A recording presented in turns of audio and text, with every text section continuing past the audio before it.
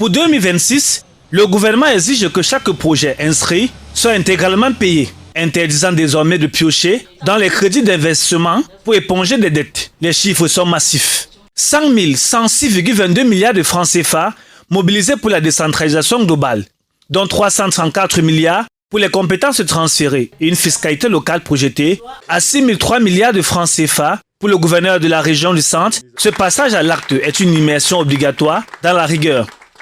Pour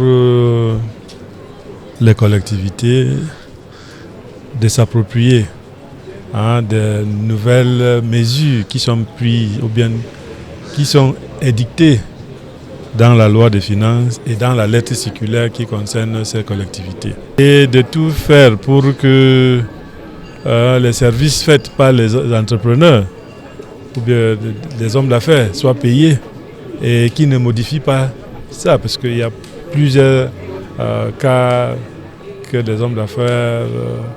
Le virage est aussi structurel. La nouvelle lettre circulaire verrouille l'acquisition du matériel roulant et impose une harmonisation stricte entre plan d'exécution et manuel de procédure.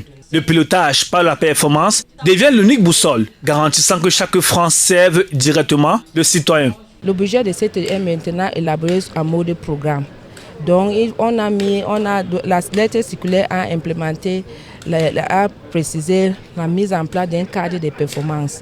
Maintenant, vous savez que de plus en plus, les populations doivent accompagner les CTE dans le développement de leur localité. Donc, le fait que le budget est élaboré en mode programme, ça facilite le suivi des populations, ça met la transparence dans le processus de l'exécution et ça permet que les résultats pourraient être suivis et le compte rendu sera efficace. Si ce cadre renforce la gouvernance locale, les magistrats municipaux appellent toutefois à une mise en œuvre mieux structurée pour dompter ces nouveaux mécanismes.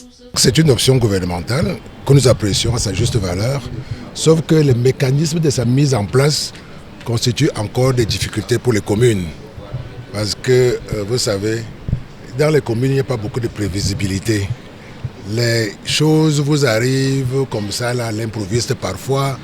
Il y a un pont qui s'est cassé par là-bas, il y a une école qui s'est écroulée par ici. Avec plus de 100 milliards en jeu, le défi des collectivités territoriales décentralisées est désormais de convertir ces dotations records en projets visibles, sous peine de sanction par une discipline budgétaire qui ne tolère plus aucun écart.